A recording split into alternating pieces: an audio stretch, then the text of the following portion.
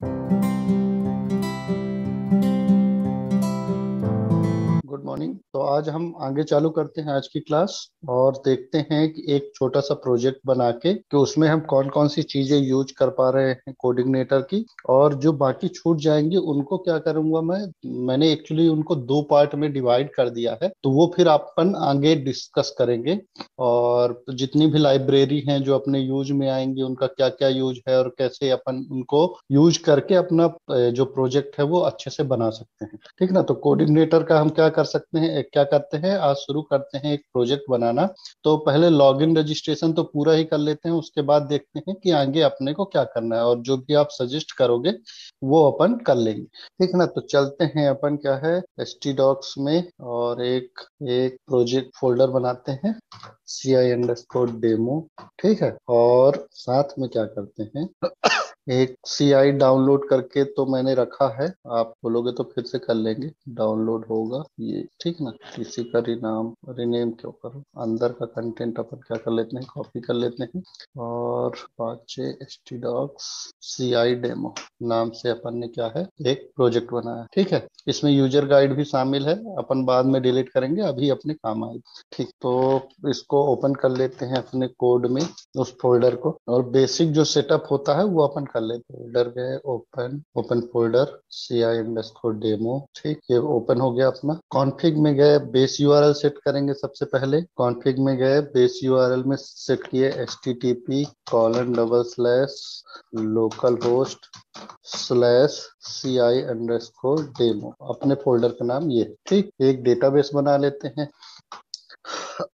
तो नया database CRUD demo या ci_demo करके अपन बना लेते हैं CI डेमो, और इसके अपन क्रेडेंशियल यहाँ पर दे देते। कहाँ पर, डेटाबेस फाइल में गए, DSN है, यूजर नेम अपना क्या है, रूट, मेरे मेरे सिस्टम का है ये, आपका डिफरेंट हो सकता है। डेटाबेस ci_demo, और हमने क्या किया, इस फाइल को भी सेव कर दिया। बेसिक जो अपना कॉन्फ़िगरेशन है वो लगभग हो गया है। एक चीज और अपने को लोड कराना पड़ता है हेल्पर में, URL हेल्पर। ठीक है। तो ये हमने क्या किया है, इसको लोड करा दिया। चलिए प्रोजेक्ट ओपन करते हैं, लोकल होस्ट ci_demo। ठीक है। ये अपना पेज ओपन हो रहा है, इसका मतलब सही से अपना इंस्टॉल हो गया है। और हम क्या कर रहे हैं, इसी जो अपना प्रोजेक्ट है उसी का जो इंडेक्स पेज अपना बना रहता है बाय डिफॉल्ट, कौन सा कंट्रोलर, वेलकम कंट्रोलर बना रहता है। और उसी का व्यू में एक फाइल बनी रहती है वेलकम अंडरस्कोर मैसेज की, वो हमारी बनी हुई रहती है। तो चलिए अपन क्या करते हैं, वेलकम फाइल को डिलीट कर देते हैं, और यहाँ से वेलकम मैसेज वाली फाइल को भी डिलीट कर देते हैं। इस केस में देखिएगा, अगर हमने डिलीट कर दिया उसके डिफॉल्ट कंट्रोलर को, तो अब देखिए अपने को क्या देगा, 404 पेज नॉट फाउंड की एरर देगा। क्यों? क्योंकि हमारा कोई भी कंट्रोलर यहाँ पर अभी अवेलेबल नहीं। और डिफॉल्ट कंट्रोलर हम कहाँ पर देते हैं, ये देते हैं अपन क्या है, राउट्स वाले पेज में, है ना। डिफॉल्ट कंट्रोलर यहाँ वेलकम कंट्रोलर का अपन ने नाम दिया, जो कि अभी अवेलेबल नहीं। ठीक। तो अपन क्या करते हैं, अपना खुद का एक कंट्रोलर बनाते हैं। कंट्रोलर फोल्डर में गए, न्यू फाइल में गए, एक बनाता हूं मैं auth.php नाम का कंट्रोलर। ये क्या करेगा, हमारा जो लॉगिन और रजिस्ट्रेशन जो पेज है वो क्या करेगा, हमारा ये संभाल के रखेगा। ठीक है ना। तो क्लास auth, जिस नाम से फाइल बनाएंगे उसी नाम से क्लास बनाएंगे, एक्सटेंड्स CI। हाँ, ये मैं पूछता जाता हूँ। तो दीपचंद बताएंगे कि मैं अगर कंट्रोलर बनाना चाहता हूँ तो इसको आप किस फाइल से या किस क्लास से अपन एक्सटेंड करेंगे, तो अपना रिवीजन भी हो जाएगा, है ना। तो क्लास मैंने ऑथ बनाई है, अगर मुझे कंट्रोलर बनाना है तो मैं किस कंट्रोलर या किस फाइल से एक्सटेंड करूंगा, किस क्लास से एक्सटेंड करूंगा, जिससे मेरा ये जो ऑथ है वो कंट्रोलर बन जाए, बताइए। हाँ, CI_कंट्रोलर। ठीक है ना, CI_कंट्रोलर।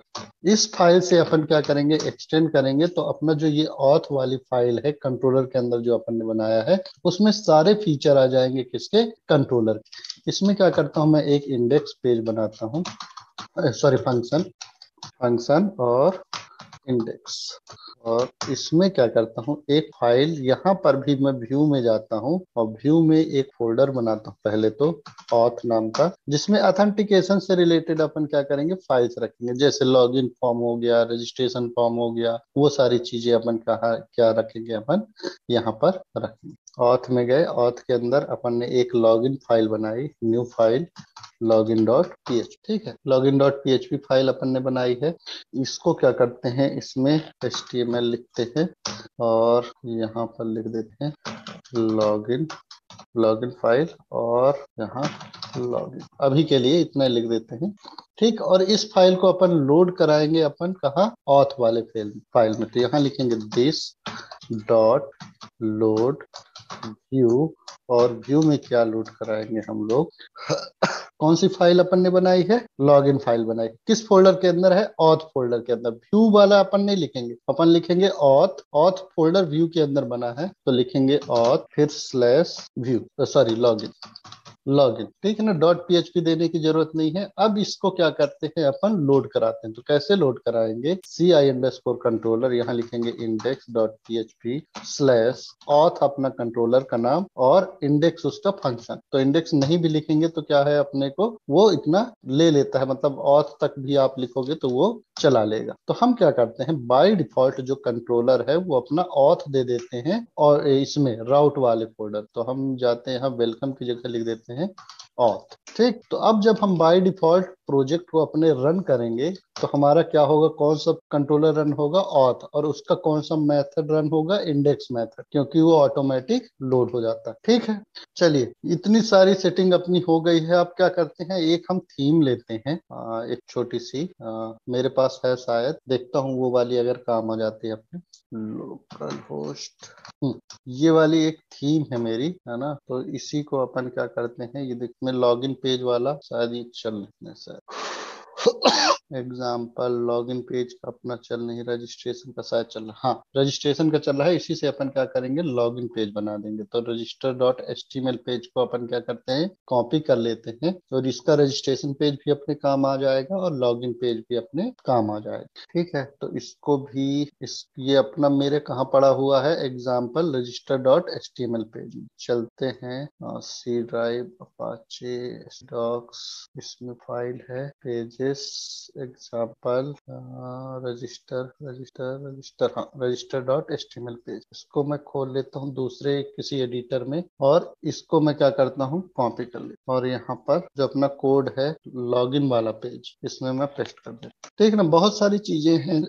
जो अपने को कॉपी करनी पड़ेंगी, मतलब इससे रिलेटेड जो अपने को सीएसएस है वो भी चाहिए होंगी, है ना, और इससे रिलेटेड जो भी अपने को जेएस है वो भी चाहिए होंगी, फॉन्ट होंगे वो भी चाहिए होंगे, तो ये सारे अपन क्या करेंगे, कॉपी करेंगे, और यहाँ पर लॉगिन पेज बनाएंगे। तो अभी तो ये बेसिक ऐसा पेज दिख रहा है, लेकिन जब हम सीएसएस और इनकी सारी सपोर्टिंग फाइल अपन लोड कर देंगे तो वो एग्जैक्ट ऐसा ही दिखने लगेगा, ठीक है ना। चलिए देखते हैं क्या क्या कॉपी करना पड़ेगा अपने को। तो पहला तो अपने को क्या है, ये ब्राउजर कंपोनेंट, ये सारे min डॉट जेएस और ये सारी चीजें अपने को कॉपी करनी पड़ेंगी। वहां पर चलते हैं एडमिन एलटी में, यहाँ बिल्ड, ये डॉक्यूमेंटेशन है, अपना पेजेस है, प्लगइन है, प्लगइन में क्या है, स्लाइडर है, आई चेक है, ठीक है। तो ये सारी जो इसकी सपोर्टिंग फाइल है, लिस्ट के अंदर भी इमेज सीएसएस है, तो इन सबको मैं कॉपी कर लेता हूँ, पेजेस छोड़ के डॉक्यूमेंटेशन भी छोड़ देता हूँ और कॉपी कर, अपन क्या करते हैं, एक रूट में एसेट नाम का फोल्डर बनाते हैं, न्यू फोल्डर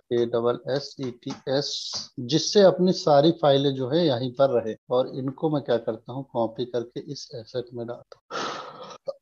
ये जो अपना फोल्डर है कॉपी हो रहा है थोड़ी देर के लिए, है ना। तो हम क्या करेंगे, जैसे सी ड्राइव में अपना क्रड डेमो नाम का, CI डेमो नाम का प्रोजेक्ट है, तो इसके एसेट फोल्डर में हम सारी चीजें क्या है यहाँ पर पेस्ट कर देंगे। तो अपना जो ये सारे CSS और JS फाइल हैं जो इसकी थीम की सपोर्टेड है, मेरे को नहीं पता है कि कौन कौन सी है कौन कौन सी नहीं है, तो अभी के लिए मैं सब कॉपी कर लेता हूँ, और अपन क्या करेंगे, जो जो अपने को जरूरत पड़ेगी वो हम क्या करेंगे, उसको यहाँ पर पाथ अच्छे से सही कर देंगे तो वो सही हो जाएगा। अभी देखो ये क्या है, browser component bootstrap dist CSS और बूटस्ट्रैप min डॉट सीएसएस, ये फाइल अपनी कहाँ है, एसेट के अंदर अगर जाओगे तो ये बोअर कंपोनेंट, और फिर इसके अंदर बूटस्ट्रैप फिर उसके अंदर अपना क्या है, CSS, बूट स्ट्रैप के अंदर CSS, अच्छा डिस्ट के अंदर CSS, और CSS के अंदर अपना boot strap min dot CSS file, ठीक है ना। तो कुल मिला के सारे पाथ अपने बन रहे हैं, सिर्फ अपने को क्या ऐड करना है, साथ में एसेट ऐड करना, ठीक है। तो हम क्या करते हैं, यहाँ लिखते हैं, चूंकि आपको बेस यूआरएल वाला पता है, साइट यूआरएल वाला पता है, तो हम लिखेंगे यहाँ बेस यूआरएल, ये अपने को देगा, क्या देगा, जो हमने कॉन्फ़िग फाइल में सेट किया है। तो अपने फोल्डर तक का एड्रेस ये क्या करता है, प्रोजेक्ट फोल्डर तक का एड्रेस ये दे देता है। उसके बाद अपने को क्या लगाना, चूंकि ये रूट में है, तो उसके बाद लिखेंगे अपन एसेट, उसके बाद जितना भी उसका पाथ पहले से दिया हुआ है वो सारा अपन लिख देंगे। तो हम क्या करेंगे, यहाँ लिखेंगे ASSETS, ठीक, और स्लैश लगाएंगे, और बाकी सारी चीजें आप चाहो तो यहाँ से रिमूव कर सकते, ठीक, या तो ये कर सकते हो, या फिर ये पूरा जो चीज है इसके अंदर आप लिख सकते हो, है ना। अभी के लिए मैं क्या करता हूँ, सिर्फ इतना ही लिख, तो यहाँ ये स्लैश अपन रिमूव करके हर जगह अगर आप सेट कर दोगे तो ये क्या होगा, पाथ अपने फोल्डर के अकॉर्डिंग ले लेगा जो हमने प्रोजेक्ट पे अभी बनाया हुआ, ठीक है ना। तो ये फोल्डर के ये जो फॉन्ट वाली चीजें हैं ये तो अपनी ऑनलाइन आ रही हैं, गूगल फॉन्ट से ये ऑनलाइन आ रही हैं। कुछ चीजें हैं जो अपनी क्या है, यहाँ पर लिंक करनी पड़ेगी, जैसे लोगो है, और ये सारी चीजें, इमेजेस अपन बाद में लोड करेंगे। अभी तो क्या है, जो मेन चीजें हैं वो लोड कर लेते हैं, जैसे CSS हो गई और JS अपनी फाइलें हो गई, इनको लोड कर लेते हैं, देखते हैं चलती है कि नहीं चलती।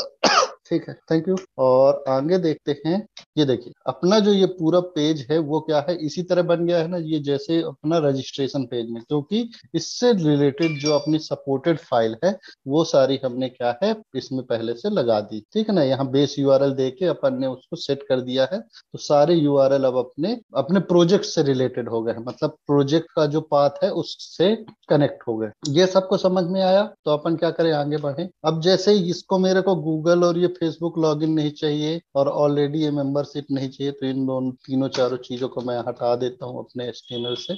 ये हट गया, आई एग्री टर्म्स, ये भी नहीं चाहिए क्योंकि अभी अपने पास कोई टर्म है नहीं, है ना। यहाँ से ठीक, रजिस्ट्रेशन बटन है, तो इसको अगर राइट साइड ही रखना है तो ये सिर्फ अपन लेबल हटा देते, ये यहाँ पर अपना राइट साइड ही चला गया। फुल नेम है, रूट है, और ये है क्या देखता हूँ, ईमेल है, पासवर्ड के लिए अपना लिखा हुआ है रीटाइप पासवर्ड, मतलब कंफर्म पासवर्ड के लिए। तो ये सारी चीजें अपन क्या है इंसर्ट करा सकते हैं यूजर से। तो ये हो गया अपना रजिस्ट्रेशन पेज, कुल मिलाकर रजिस्टर न्यू मेंबर। और लॉगिन पेज अपन बना रहे हैं, तो हम क्या करते हैं, एक और पेज बना लेते हैं, तो इसको रजिस्ट्रेशन में डाल देंगे और एक लॉगिन पेज अलग से बना देते हैं। तो न्यू फाइल अपन register.php, ठीक, और इसी जस्ट लॉगिन को ही अपन क्या कर देते हैं, कॉपी करते हैं रजिस्ट्रेशन।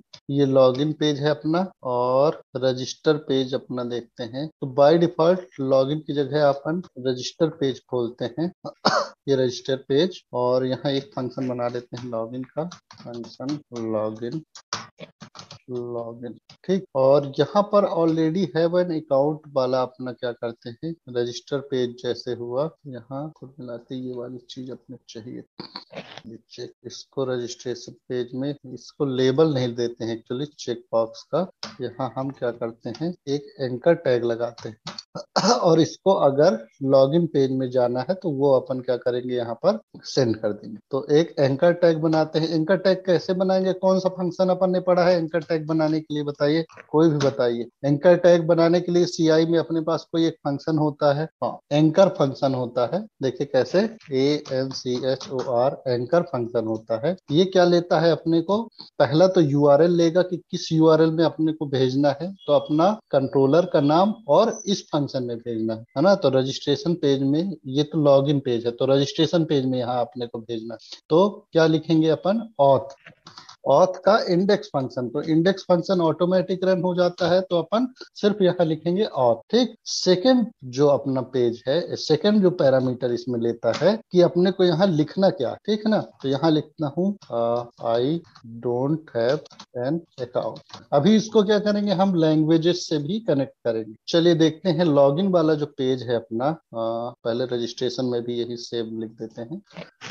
रजिस्टर में गए, ऑथ, फिर already have an account, question mark लिखा, ठीक। यहाँ देखो ऑलरेडी हैव एन अकाउंट, इसमें क्लिक करेंगे तो हम कहाँ पर जाएंगे, ऑथ के अंदर लॉगिन वाले जो फंक्शन है उसके अंदर। ये लिख देता हूँ मैं, यहाँ क्लिक करता हूँ तो यहाँ अपन क्या आ जाएंगे, लॉगिन वाले फंक्शन में जाएंगे। आई डोंट हैव एन अकाउंट, यहाँ ये थोड़ी सी गलत हो रही है अपनी, मतलब फैल रहा है कोड, उसको देखते हैं कैसे सही होगा। लॉगिन में जाते हैं, ये डिव गलत बना दिया, एक टिप एक्स्ट्रा बन गया। लॉगिन वाला पेज भी अपना, ऑलरेडी हैव एन अकाउंट की जगह अपन क्या लिखेंगे, आई don't have account, I don't have an account. और यहाँ एडमिन एलटी तो ठीक लिखा है, यहाँ अपना लोगो लिखेंगे। और यहाँ पर अपन ये चूंकि ये लॉगिन पेज है तो सिर्फ अपन लॉगिन आईडी और पासवर्ड, मतलब यूजर नेम, ईमेल और पासवर्ड बस रखेंगे। तो ऊपर का अपन ये क्या करते हैं, रिमूव कर देते हैं, ये नहीं चाहिए अपने को। और नीचे का इसको रिमूव कर देते, उसकी जगह ये लिख सकते हैं न्यू रजिस्ट्रेशन। हाँ वो भी लिख सकते हैं, जो आपका मन हो वो लिख सकते हो, है ना। ये क्या है, थोड़ा प्रोफेशनल लगता है, इस तरह का दिया हुआ रहता है बहुत सारी वेबसाइट में, तो मेरे को पता है तो मैंने क्या किया है वही लिख दिया है। तो रजिस्टर ए न्यू मेंबर, तो यहाँ पर लिख देते हैं log in to your account, your account, ठीक है। Log in to your account, I don't have an account. अब इसमें क्लिक करेंगे तो अपन क्या जाएंगे, रजिस्ट्रेशन पेज में चले जाएंगे। और रजिस्ट्रेशन पेज में जब क्लिक करेंगे तो अपन लॉग इन वाले पेज में आ जाएंगे, ठीक है ना। ये अपना कुछ बेसिक सा एक बन गया है, वो लेआउट बन गया है। तो यहाँ अपन क्या करते हैं, लोगो चेंज कराते हैं।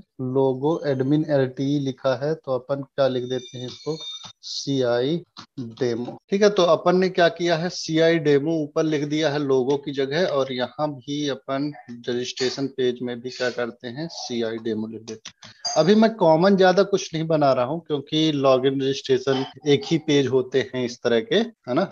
तो यहाँ पर ज्यादा इतना कुछ फर्क नहीं पड़ता, सिर्फ दो पेज के लिए अपन अलग अलग हेडर फुटर बनाए तो वो सही नहीं लगता। तो अपन क्या करेंगे, इसका हेडर फुटर अभी अलग नहीं करता हूँ, लेकिन अंदर के जो पेजेस होंगे उनके हेडर फुटर वगैरह अपन क्या करेंगे, हेडर फुटर साइड बार वो सब अलग रखें। सी आई डेमो, ये स्मॉल में है तो इसको, अच्छा इसको भी प्लस कैपिटल में लिख देते हैं। तो ये अपना सी आई डेमो करके अपन ने एक लोगो टाइप का ये दिख रहा है, और रजिस्ट्रेशन और लॉगिन पेज अपना बन चुका है, ठीक है। और लॉगिन पेज में एक बटन और रहती है अपनी, क्या है, फॉरगेट पासवर्ड की बटन रहती है ना। तो वो भी फंक्शनलिटी अपन करें कि नहीं, देखते हैं। अगर हो जाएगा तो अपन क्या करेंगे, वो वाली फंक्शनलिटी भी करेंगे, क्योंकि उसके लिए मेल वगैरह अपने को इम्प्लीमेंट करना पड़ेगा। तो ठीक है, कर देंगे। तो मेल वगैरह की फंक्शनलिटी करनी पड़ती है, और मेल लोकल में से ज्यादातर अपने सक्सेस नहीं होते हैं, पर करके देखेंगे, है ना। तो आई डोंट हैव एन अकाउंट, इसकी जगह एक और लिंक लिखते हैं, फॉरगेट पासवर्ड।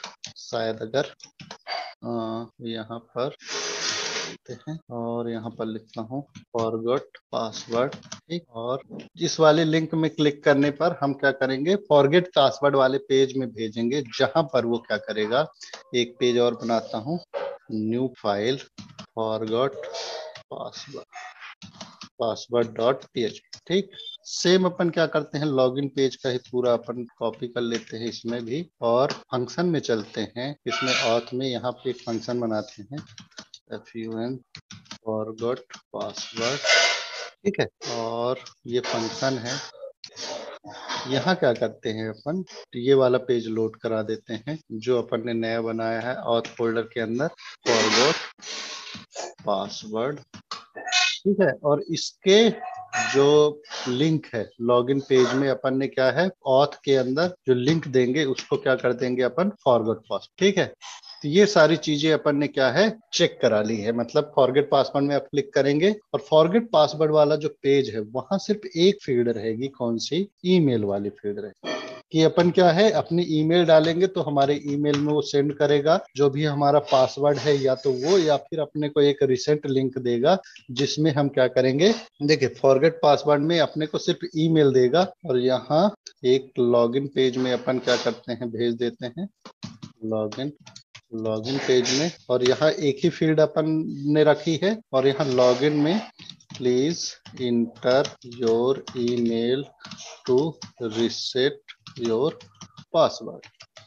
तो मेल में अपन क्या करेंगे, या तो उसका पासवर्ड भेज दो, और या फिर अपन क्या करेंगे, यहाँ उससे ईमेल कराएंगे और उसको एक रिसेट लिंक भेजेंगे कि भाई तुम रिसेट कर लो पासवर्ड अपना, और फिर आप क्या कर सकते हो, लॉग इन कर सकते हो। ठीक है ना। तो CI डेमो में यहाँ पर अपन ने क्या किया है, रिसेट पासवर्ड का। फिर लॉग इन पेज में जा सकते हैं अपन यहाँ से, और लॉगिन पेज में क्यों नहीं गया, अच्छा, और लॉगिन ऑलरेडी है, फॉरगेट पासवर्ड में गया, और यहाँ से लॉगिन पेज में अपन क्या करते हैं, आ जाते। तो चलिए सबसे पहले क्या करते हैं, अपन रजिस्ट्रेशन कराते हैं। तो फुल नेम हो गया, फुल नेम रखें कि फर्स्ट नेम लास्ट नेम अपन रख लेते हैं, है ना, थोड़ी अपनी ज्यादा फील्ड हो जाएगी तो मजा आएगा थोड़ी करने में। रजिस्ट्रेशन में गए, फुल नेम की जगह एक और फील्ड, दो और फील्ड ऐड करते हैं, फर्स्ट नेम और लास्ट नेम।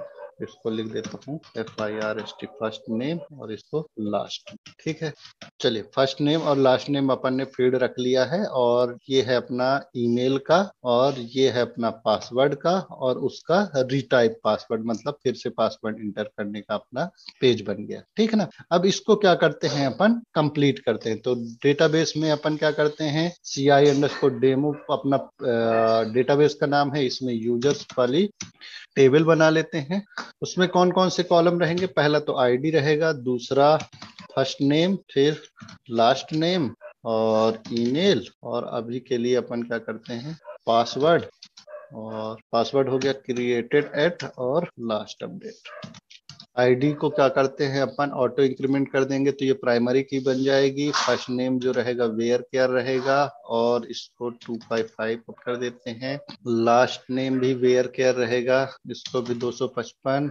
ईमेल जो रहेगा अपना वो भी वेयर केयर है, उसको भी 255 दे देते हैं। पासवर्ड इसको भी क्रिएटेड एट है जो अपना, ये क्या रहेगा, डेट टाइम रहेगा, डेट टाइम। ठीक, ये भी अपना डेट टाइम, और इसका डिफॉल्ट में करंट टाइम स्टाम्प, ये भी डिफॉल्ट में करंट टाइम स्टाम्प। और एट्रीब्यूट में ये वाला जो है लास्ट अपडेट, ये ऑटोमेटिक क्या होगा, अपडेट हो जाए। यूजर्स वाली टेबल अपन ने बना दी। ठीक है। अब इसका डेटा अपन क्या है, इंसर्ट करते हैं अपने इस पेज से। तो उसके लिए क्या करेंगे, एक मॉडल बनाएंगे। तो भावना बताएगी कि मॉडल क्लास को अपन कैसे बनाते हैं। जैसे मान लीजिए मैंने एक फाइल बनाई यूजर्स नाम की .php, तो अपन क्या लिखे, यहाँ मैंने एक क्लास बनाई, किस फाइल से या किस क्लास से अपन एक्सटेंड करेंगे, है ना। तो क्लास यूजर्स, जिस नाम की फाइल है उसी नाम की क्लास बनाएंगे, और मॉडल में बनाएंगे, क्योंकि अपने को अब टेबल से इंटरेक्शन करना है। तो एक्सटेंड्स, यहाँ मैं क्या लिखूं, मैसेज करिए, गलत। देखिए कंट्रोलर जब अपन बनाते हैं तो अपन क्या करते हैं, CI_कंट्रोलर से क्या करते हैं, एक्सटेंड करते हैं क्लास। ठीक है ना। लेकिन जब आप मॉडल बनाओगे तो उसको एक्सटेंड कराओगे CI_मॉडल्स अंडरस्कोर मॉडल क्लास से। अपन क्या करेंगे, एक्सटेंड कराएंगे, तब वो क्या होगा, मॉडल के जो फीचर होते हैं वो अपने को मॉडल में मिलेंगे, है ना।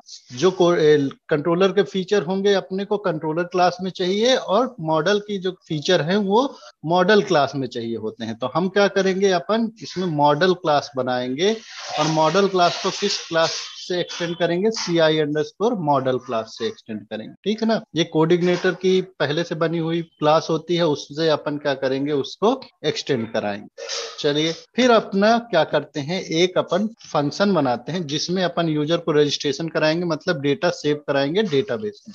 तो एक फंक्शन बनाते हैं, इंसर्ट नाम का एक फंक्शन बनाए। इसमें क्या पास कराएंगे अपन, डेटा, जो भी अपने को डेटा इंसर्ट कराना है। और फिर अपन यहाँ क्या करेंगे, लिखेंगे this.db।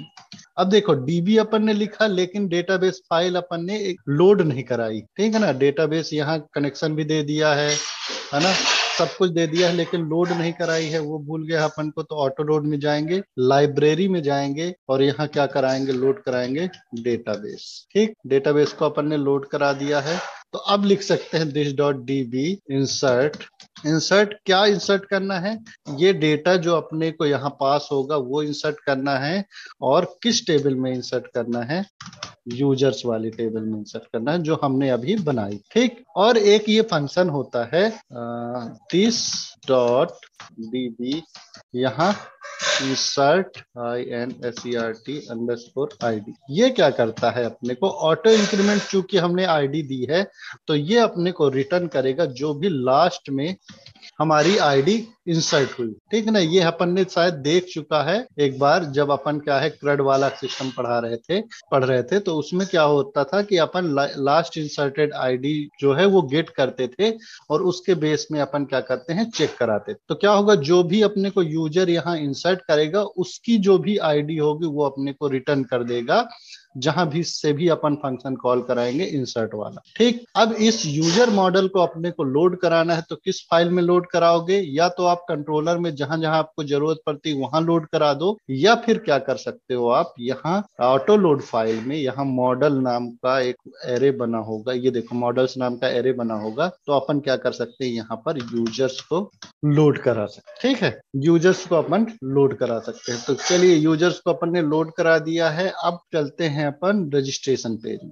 रजिस्ट्रेशन पेज में अपने को क्या है, नेम देने पड़ेंगे, जैसे इनपुट टाइप टेक्स्ट दिया है, फॉर्म कंट्रोलर दिया है, फर्स्ट नेम दिया है, और एक्शन में भी अपने को यूआरएल देना पड़ेगा। तो अपन क्या करते हैं, सीआई का फॉर्म हेल्पर यूज करते हैं। ठीक है ना, तो सीआई का फॉर्म हेल्पर क्या करता है, चलिए इसी में की यूजर गाइड देखते हैं अपन। तो local host slash CI underscore demo, इसके अंदर देखो user underscore GUIDE user guide का एक अपने पास वो होगा। यहाँ पर हम सर्च करते हैं क्या, फॉर्म हेल्पर, हाँ फॉर्म हेल्पर। तो ये क्या करता है, फॉर्म हेल्पर अपने को फॉर्म बनाने के बहुत सारे फंक्शन देंगे, जैसे फॉर्म ओपन हो गया, फॉर्म क्लोज है ना, वो सारे फंक्शन अपने को यहाँ पर प्रोवाइड करता है। तो चलिए फॉर्म हेल्पर से अपन क्या करते हैं, पहले तो फॉर्म हेल्पर लोड कराते हैं, तो इसको भी ऑटो लोड में जाते हैं अपन, और यहाँ हेल्पर वाले में यूआरएल तो हो ही गया है, साथ में अपन क्या है, फॉर्म हेल्पर भी लोड कर देते हैं। तो यहाँ फॉर्म लिख देंगे तो वो लोड हो जाएगा। अगर आपको पर्टिकुलर उसी जगह पे लोड करना है तो क्या लिखेंगे, दिस डॉट लोड हेल्पर और फॉर्म, ये लाइन आप लिखोगे तो वो लोड होगा। नहीं तो आप क्या कर सकते हो, डायरेक्ट ऑटो लोड फाइल में आप लिख सकते हो, तो वो वहां से लोड हो जाएगा। ठीक है, फॉर्म हेल्पर अपन ने लोड कर दिया है। अपन क्या करते हैं, अब चलते हैं रजिस्ट्रेशन पेज में, और यहाँ लिखते हैं कौन सा फंक्शन, फॉर्म ओपन वाला। कहाँ से, फॉर्म हेल्पर से। देखो यहाँ अपने को फॉर्म ओपन वाला जो है वो फंक्शन देता है, और कौन कौन से एट्रीब्यूट देगा वो भी अपन देखते हैं। फॉर्म ओपन ये फंक्शन है अपना, इसमें क्या है, अपने को यूआरएल देनी पड़ती है कि जब भी हम फॉर्म सबमिट करें तो वो किस जगह पे जाए। ठीक है ना, तो ये अपन क्या करेंगे, एक फंक्शन बनाएंगे कंट्रोलर में और उसका यहाँ पर यूआरएल देंगे। वेलकम बैक, हम कहाँ थे, फॉर्म ओपन अपन ने फंक्शन लिखा था और वहां अपने को यूआरएल पास करनी। ठीक है ना, तो अपन जरूरी नहीं है कि आप क्या करो कि इस हेल्पर वाले फंक्शन को ही यूज करो कि फॉर्म हेल्पर, आप जैसा चल रहा है वैसे भी चलने दे सकते हो। लेकिन इससे क्या होता है, एक अपने को फायदा मिलेगा, वो अपन क्या करेंगे, जब अपन थोड़ा सा एक्चुअली क्या है, थोड़ा सा सिक्योरिटी रीजन के कारण इसमें थोड़ी सिक्योरिटी भी अपने को प्रोवाइड करता है, जब अपन क्या करते हैं, फॉर्म ओपन फंक्शन यूज करते हैं। ठीक है ना, आप नहीं भी करते हो ना तब भी आप उस सिक्योरिटी को ऐड कर सकते हो अपने पेज में। फॉर्म हेल्पर मैंने लोड करा लिया है ये ऑटो लोड फाइल में, है ना, ऑटो लोड में अपन ने लोड करा दिया है। तो हम क्या करते हैं, अगर आप फॉर्म ओपन फंक्शन लोड कराओगे तो बाय डिफॉल्ट वो सिक्योरिटी मतलब सिक्योरिटी पैचेस इसमें ऐड हो जाते हैं। अगर आप नहीं करते हो तो भी आप क्या कर सकते हो, यहाँ पर ऐड कर सकते हो बाद में भी। ठीक है ना, तो जब अपन क्या करेंगे, थोड़ी सिक्योरिटी वाला जब चैप्टर पढ़ेंगे तब अपन क्या करेंगे, इसको डिस्कस करेंगे और डिटेल में, है ना। तो अभी के लिए मैं क्या करता हूँ, फॉर्म ओपन बना लेता हूँ और एक फंक्शन बना लेते हैं अपन रजिस्ट्रेशन वाला, FUNCT रजिस्टर वाला फंक्शन बना लेता हूं मैं। और इसमें क्या करते हैं अपन, यहाँ पर ये वाले फंक्शन को अपन दे देते हैं यहाँ लॉगिन, कहाँ, रजिस्ट्रेशन पेज में, और और लॉग सॉरी रजिस्टर ये वाला फंक्शन अपन क्या करते हैं यहाँ पर दे दे। तो अपने को ये चीज लिखने की अब जरूरत नहीं, ये वाली चीज अपने को जब अपन ने क्या किया है फॉर्म ओपन लिखा है तो ये सारी चीज को अपने को लिखने की जरूरत नहीं है। मतलब मेथड पोस्ट वो अपने आप ऐड कर लेता है। जैसे देखिए मैंने इस चीज को कमेंट कर दिया है तो हमारा इंस्पेक्ट करे अपन ने, ये देखिए इंस्पेक्ट किया मैंने, ये देखो फॉर्म इंडेक्स डॉट एचटीएमएल, ये रिफ्रेश करता हूं मैं, फॉर्म देख फॉर्म एक्शन में क्या ऐड कर लिया है, ये पूरा का पूरा यूआरएल उसने ऐड कर लिया है और मेथड में क्या किया है पोस्ट भी इसने ऐड कर लिया, ठीक है। और ये वाली बीच नीचे वाली लाइन मैंने कमेंट कर दी। तो ये क्या करता है यूआरएल भी अपने आप ले लेता है और मेथड भी अपने आप ही इसमें वो सेट कर देता है। चलिए इसको हटा देते हैं। फिर अपने को फॉर्म को क्लोज करना पड़ता है तो अपन क्या करते हैं फॉर्म हेल्पर में जाते हैं, यहाँ form dot close, form underscore close एक फंक्शन होता है, देखना फॉर्म अंडरस्कोर क्लोज है क्या, CLOS, हाँ फील्ड सेट क्लोज है ये, फॉर्म क्लोज फॉर्म, हाँ फॉर्म क्लोज वाला जो अपना फंक्शन है वो क्या है यहाँ पर रन कर देंगे। तो ये लिखने की बजाय अपन क्या लिखेंगे यहाँ PHP का एक्सप्रेशन टैग और फॉर्म क्लोज फंक्शन यहाँ रन कर दे, ठीक। तो वो क्या करेगा अपने फॉर्म को यहाँ क्लोज कर देगा। अब बाकी सारी चीजें ऑप्शनल हैं, अपने को आप यूज करना हो मतलब आप CI वाले इनपुट भी यूज कर सकते हो, नहीं करना चाहते हो तो आप क्या कर सकते हो जो यूज हो रहे हैं अपन ये भी यूज कर सकते हैं, ठीक है ना। सिर्फ फॉर्म ओपन से अपनी एक सिक्योरिटी का पैच अलग से ऐड होता है, वो अपन बाद में सिक्योरिटी वाले चैप्टर में पढ़ेंगे। लेकिन बाकी सारी चीजें ऑप्शनल है। आपको लेबल अगर लेना हो तो लेबल आप क्या कर सकते हो ले सकते हो, ठीक है ना। आप इनपुट चाहो तो बना सकते हो किससे, CI का जो अपना हेल्पर आता है फॉर्म हेल्पर उस, या फिर आप क्या कर सकते हो ऐसे भी बना सकते हो, मतलब जो बना हुआ है उसी को आप यूज कर सकते हो।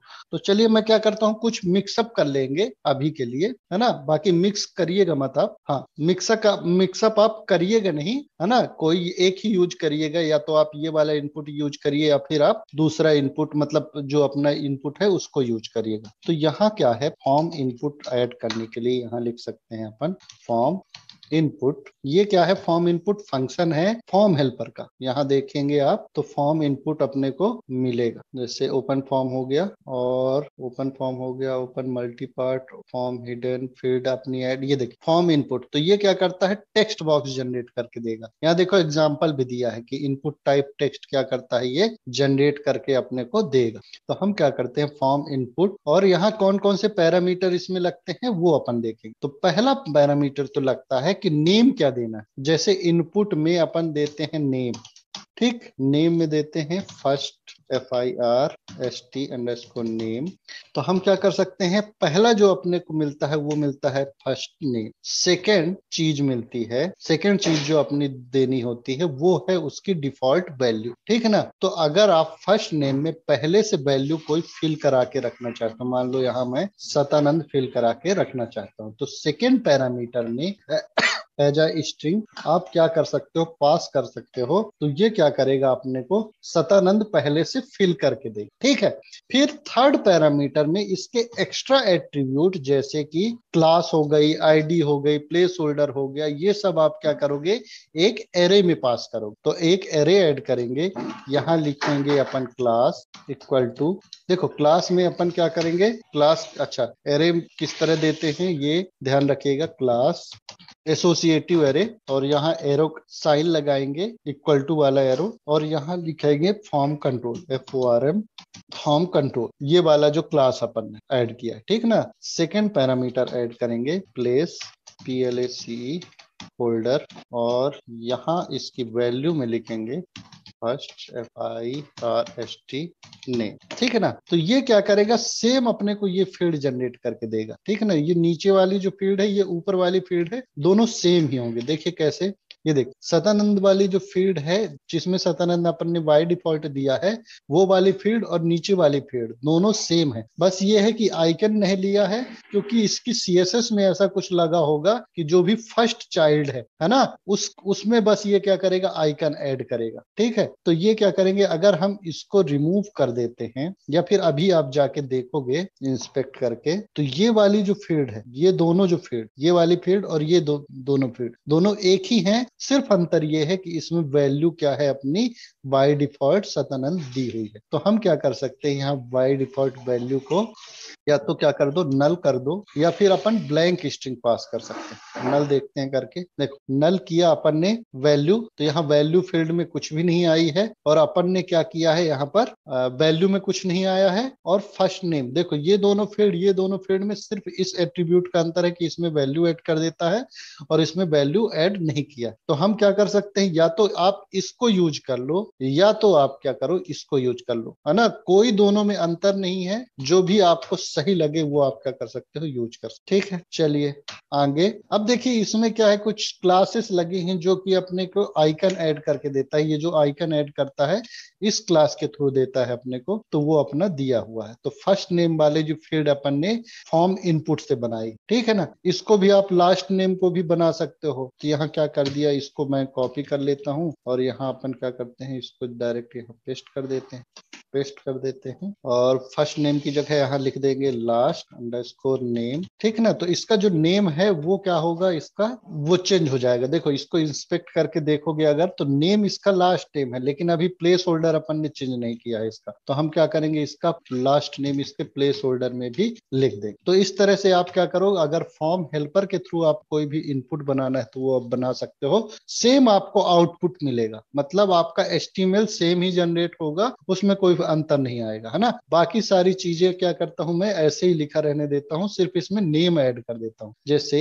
ये वाला है जो अपना नेम, तो इसमें ईमेल ऐड कर देता हूं। पासवर्ड में भी अपन क्या करते हैं, नेम में पासवर्ड ऐड कर, ठीक, इसमें रीटाइप पासवर्ड, तो नेम में अपन कंफर्म अंडरस्कोर पासवर्ड ऐड कर दो। ठीक, सारी फील्ड में अपन ने क्या किया है, नाम ऐड कर दिया है। लास्ट में अपने पास रजिस्ट्रेशन की बटन है ना, सबमिट बटन है वो है। ठीक है, अब क्या करते हैं, फॉर्म को अपन सबमिट करते हैं कि ये फॉर्म जब सबमिट होके जाएगा तो अपना रजिस्ट्रेशन पेज में जा रहा है कि नहीं जा रहा है वो देखते हैं। तो अपन क्या किए, इस पेज को रिफ्रेश किए और सबमिट किए, तो अपने को कहां पर ले जा रहा है, ये देखिए ऑथ और रजिस्ट्रेशन, रजिस्टर वाले अपने फंक्शन में लेके जा रहा है। तो यहाँ ऑथ और रजिस्टर वाले फंक्शन में यहाँ पर अपने को सारी वैल्यू मिल जाएगी। तो यहाँ क्या करेंगे, अपन चेक कराएंगे, पोस्ट का डेटा निकालेंगे सारा। तो यहाँ लिख सकते हैं अपन दिस डॉट इनपुट पोस्ट, और ये क्या करेगा, अपने को जो भी पोस्ट की वैल्यू आएगी, मतलब जो भी अपने फॉर्म में फिल करके रखा हुआ होगा वो अपने को वैल्यू यहाँ क्या देगा,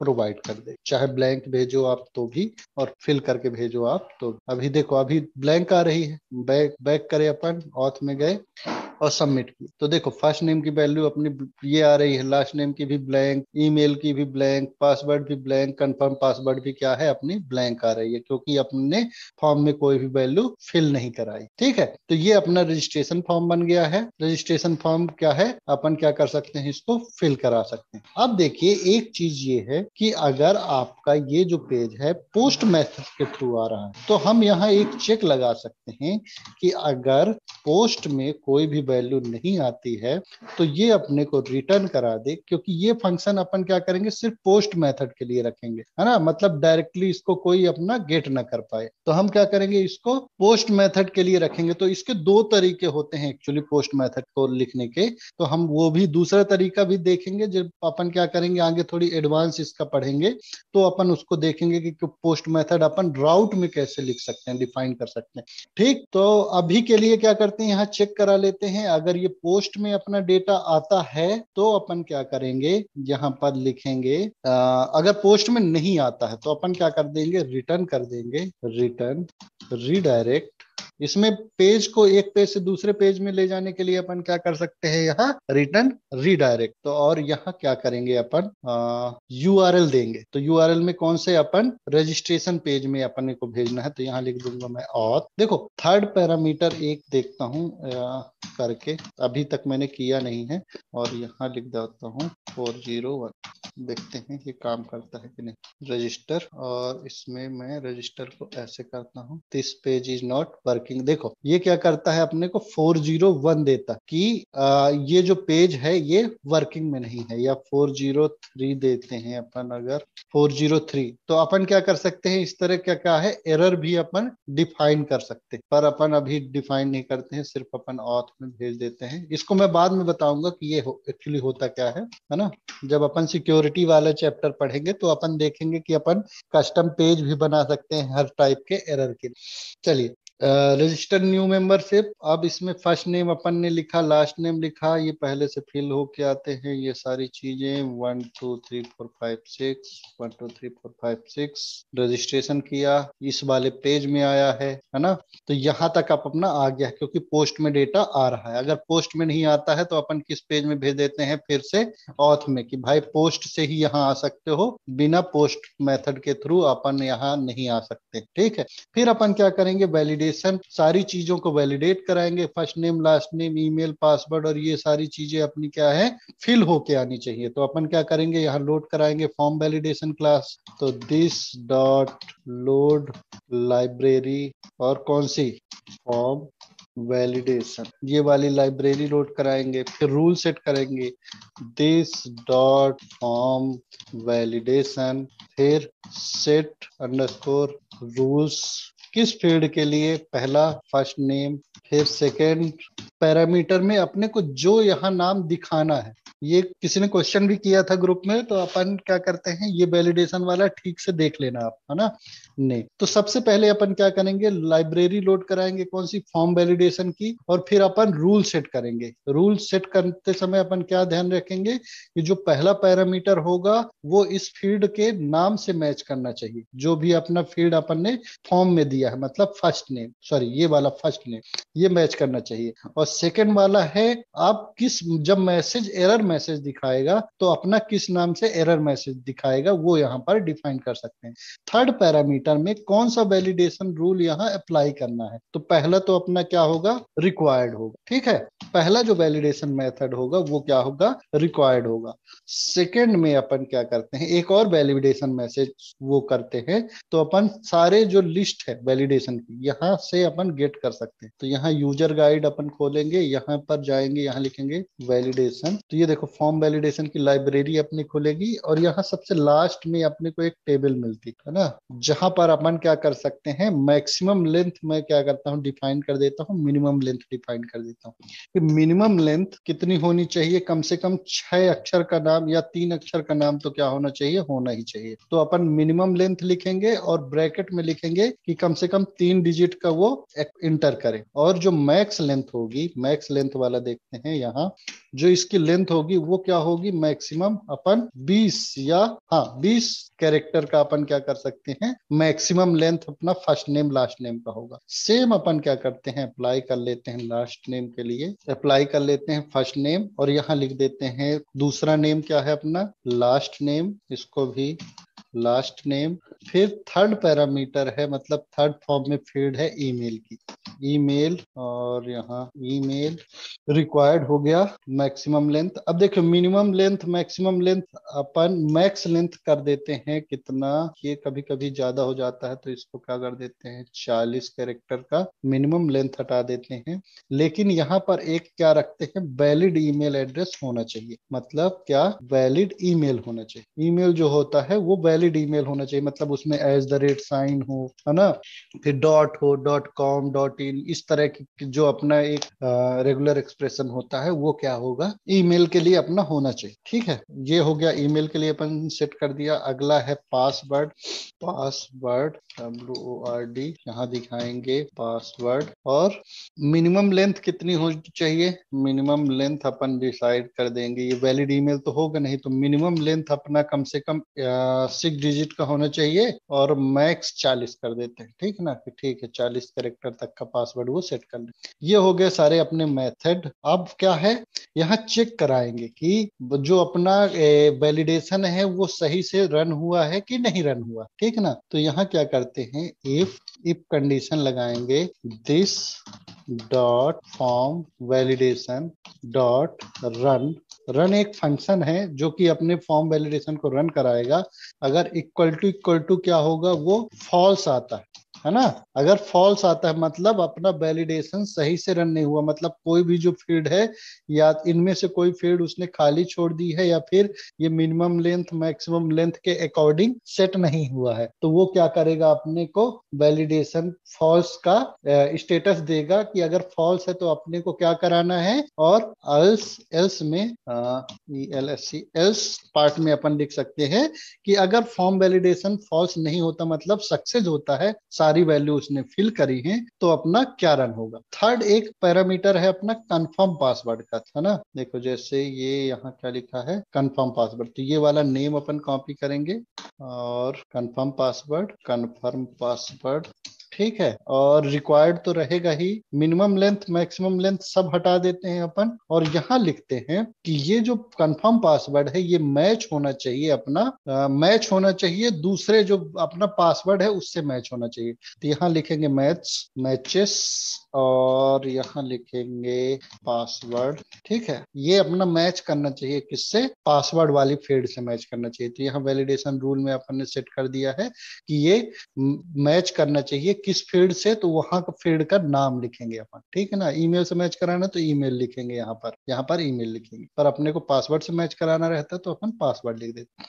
अब अगर वैलिडेशन फॉल्स होता है तो हम क्या करेंगे, जो फॉर्म अपना लोड है ये वाला फॉर्म, ये क्या करेंगे फिर से लोड कराएंगे। तो इस फॉर्म को फिर से लोड कराना है तो अपन क्या करा सकते हैं कि ये जो इंडेक्स मेथड है इसको अपन फिर से कॉल कर सकते हैं यहाँ पर। तो यहाँ क्या लिखेंगे, देखो मैंने आपको बताया था जब अपन ऊप पढ़ रहे थे, तो अगर कोई भी पब्लिक फंक्शन होता है, ये बाय डिफॉल्ट इसके आगे कुछ नहीं लिखा है तो पब्लिक फंक्शन होता है, या फिर प्राइवेट भी होता तो अपन क्लास के अंदर कहीं भी यूज कर सकते हैं। मतलब इस फंक्शन को इस फंक्शन के अंदर यूज कर सकते हैं, इस फंक्शन को इस फंक्शन के अंदर भी आप क्या कर सकते हो, यूज कर सकते हो, लेकिन किस कीवर्ड के थ्रू, दिस डॉट इंडेक्स, है ना। इंडेक्स फंक्शन को आप क्या कर सकते हो, यहां पर रन करा सकते हो। और इंडेक्स फंक्शन जब यहां पर रन होगा तो ये किस पेज को लोड करेगा, अपना व्यू को लोड करेगा, रजिस्ट्रेशन वाला। तो यहाँ क्या करेंगे अपन, दिस डॉट इंडेक्स फंक्शन को लोड कर, ठीक। I am sorry. अगला जो है अपना, अगर फॉल्स नहीं होता है मतलब अपना वैलिडेशन सक्सेसफुल हो जाता, तो हम क्या करेंगे, ये जो फॉर्म की जो सारी फील्ड है इसमें से जो जो डेटा अपने को फील्ड फिल कराना है मतलब सेव कराना है डेटाबेस में, उसको क्या है अपन सेव कराएंगे। ये फिर से बताइए, वैलिडेशन का फिर से बताना है। अच्छा, ये लोड इंडेक्स कराने फंक्शन वाला जो, है। हाँ बोलिए। ये इंडेक्स फंक्शन जो लोड हो रहा है ना, ये वाला। हाँ हाँ, देखिए अपन क्या है एक मैं हाँ अपन क्या करते हैं, रुक जाइए मैं बता देता हूँ। पीएचपी एक्चुअली एडिटर चाहिए था मेरे को जो पीएचपी रन कर पाए। तो अपन मान लीजिए ये अपना पीएचपी का फाइल है, ठीक ना। ये पीएचपी का अपना कोड है और हमने यहाँ एक क्लास बनाई है, क्लास डेमो नाम की, कोई भी क्लास मान लीजिए अपन बनाए हैं, ठीक है। और यहाँ अपन ने क्या है, एक फंक्शन बनाया, फंक्शन ऐड नाम का एक फंक्शन बनाया जो कि अपने को क्या करेगा, इको कराएगा दिस इज ऐड फंक्शन, ठीक है। और एक फंक्शन बनाता हूं मैं, तो ऐड, और यहाँ क्या करता हूं मैं, इस वाले फंक्शन को यहाँ कॉल करा लेता हूँ, डॉलर दिस और ऐड। तो अगर मैं क्या करता हूं, रन करता हूं, तो अभी तो कुछ नहीं होगा अब, क्योंकि अपने को ऑब्जेक्ट बनाना पड़ेगा। तो अपन ऑब्जेक्ट बनाते हैं, object equal to new demo, ये और न्यू डेमो से अपन क्या कर सकते हैं, ओबीजे डॉट ऐड फंक्शन को अपन क्या करते हैं, कॉल करा, रन कराया मैंने शायद, हाँ दिस इज ऐड फंक्शन, अपने को मैसेज यहाँ प्रिंट कराया, ठीक है ना। लेकिन अगर मैं सो ऐड फंक्शन कॉल कराऊंगा ये, तो अपने को क्या रिटर्न रिजल्ट देगा, वो भी क्या करेगा, सेम आउटपुट देगा, क्योंकि ये क्या कर रहा है, सो ऐड फंक्शन अपने अंदर किस फंक्शन को कॉल करा रहा है, ऐड फंक्शन को कॉल करा रहा है। तो अगर मैं रन कराऊंगा तो क्या होगा, ये फिर से वही मैसेज देगा, ठीक है ना। मतलब इसकी फंक्शनैलिटी अगर मैं यहां लिख देता हूं कुछ भी इको, तो ये क्या करेगा, फ्रॉम सो ऐड फंक्शन और इसमें br, ठीक है। तो ये क्या करेगा, अपने जो फंक्शन है उसको भी रन करा देगा, मतलब सो ऐड के अंदर जो भी फंक्शनैलिटी है आप वो भी रन कर सकते हो। और बाद में मैंने क्या है इसी के अंदर ऐड कर दिया है दिस डॉट ऐड फंक्शन। तो ये क्या करेगा, ऐड वाले जो फंक्शन जो भी इसकी फंक्शनैलिटी है उसको क्या करेगा, यहां भी रन करेगा। क्या अब समझ में आया है आपको कि ये काम कैसे कर रहा है? अपन किसी और फंक्शन में अपन क्या कर सकते हैं, क्लास के किसी और फंक्शन को भी कॉल करा सकते हैं। अगर ये वाले फंक्शन को मेरे को इसके अंदर कॉल कराना है, या फिर अपन क्या करते हैं एक फंक्शन और लेते हैं यहाँ, सो मैसेज नाम का एक फंक्शन है। इसके अंदर मैं क्या करता हूं, दिस डॉट ऐड भी कॉल करता हूं। दिस डॉट ऐड कॉल किया मैंने, ठीक। फिर this dot so message sorry ये सो ऐड वाला जो फंक्शन है इसको कॉल, सो ऐड वाला फंक्शन अपन क्या करते हैं यहां पर कॉल करते हैं। तो ये क्या करेगा, ये सो मैसेज फंक्शन दोनों फंक्शन को रन करेगा, क्योंकि अपन ने क्या किया है इस फंक्शन की बॉडी में दोनों जो फंक्शन है उसको कॉल कराया रन। तो देखिए ये क्या करता है, सबसे पहले ऐड वाला फंक्शन चलाया तो ये ऐड का है, फिर फॉर्म सो ऐड फंक्शन तो ये इसका है, और इसने फिर एक ऐड फंक्शन को कॉल कराया है तो इसने क्या किया है फिर ऐड फंक्शन को कॉल किया। ठीक है, तो सेम अपन क्या कर रहे हैं यहां भी कर रहे हैं। अपन ने कुछ फंक्शनैलिटी लिखी है रजिस्टर फंक्शन की, और फिर इसी में मैंने कॉल करा दिया है ये इंडेक्स फंक्शन जो कि अपना क्या है यहां पर बना हुआ। ठीक है, एक चीज और अपन करा सकते हैं, एक चीज और है कि अपन उसी फंक्शन में चाहो तो क्या करा सकते हो, उसी फंक्शन को रन करा सकते हो। जैसे मैं चाहूं तो यहां पर दिस डॉट शो मैसेज को भी रन कर सकता हूं, दिस डॉट शो मैसेज को भी रन कर सकता हूं। तो ये क्या होगा, हमेशा के लिए घूमता रहेगा, क्योंकि ये शो मैसेज फंक्शन इसको रन करेगा और इसमें फिर लिखा है शो मैसेज फंक्शन, फिर इसमें लिखा है शो मैसेज फंक्शन, फिर इसमें लिखा है शो मैसेज फंक्शन। तो ये क्या करेगा, जिंदगी भर हमेशा क्या है घूमता रहेगा, है ना। तो इस तरह से बचिएगा आप, ऐसी कोई कंडीशन होनी चाहिए आपके पास कि ये क्या करे, इसको एग्जिट कर, ठीक है ना। तो हम क्या करेंगे, चाहे तो आप यहां पर लिख सकते हैं, जैसे मैं क्या करता हूं यहां एक इंटीजर लेता हूं, इंटीजर यहां नहीं ले सकते हैं, बाद में अपन देख लेंगे, लेकिन अभी क्या है ये समझ में आ गया है आपको।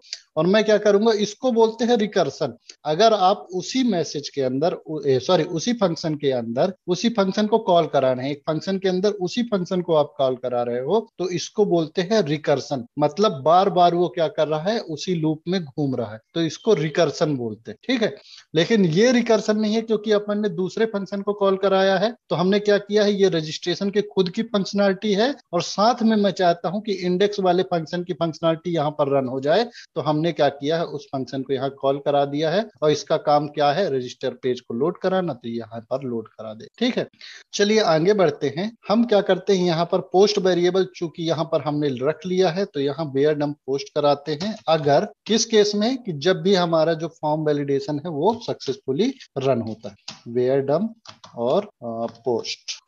ठीक है, यहाँ पर ऑब्जेक्ट के रूप में दिस है क्या, हाँ देखो दिस क्या करता है, दिस कीवर्ड करंट जो स्कोप है, मतलब करंट क्लास को डिनोट करता है।